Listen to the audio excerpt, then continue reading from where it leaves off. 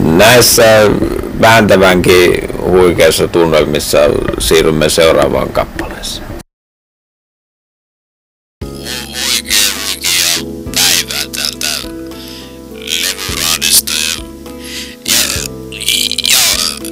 runoraadista molemmista ja haluan esitellä teille tällaisen oikein innovatiivisen tavan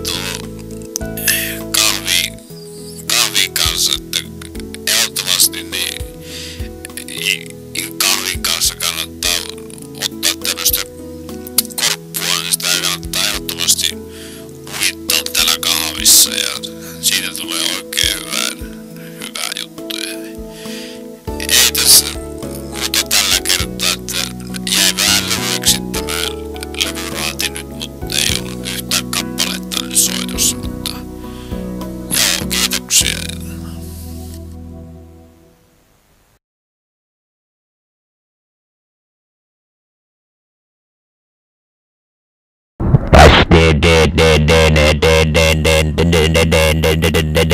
Uutisia.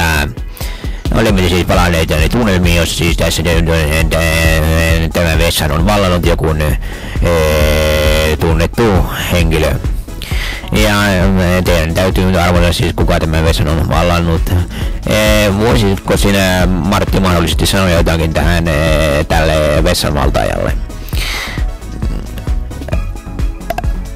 No minun täytyisi kyllä kans voisitko se nyt Jukka Virtanen tulla pois sieltä vessasta, kun pitäisi itekin päästä sinne mulla olisi tässä itse asiassa semmoisia käyttämättömiä varantoja, joita pitäisi päästä kuluttelemaan ehdottomasti tuonne golfikentälle ja mulla olisi kaikenlaisia muitakin noita kohteita kyllä voisitko se nyt pikkusen nopeuttaa sitä prosessia? Se on tämä nimittäin ainut täysistuntosali, joka on tässä ihan lähistöllä.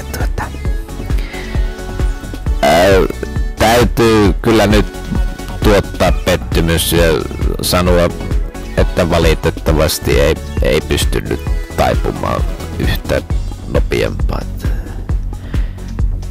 No se on kyllä valitettavaa.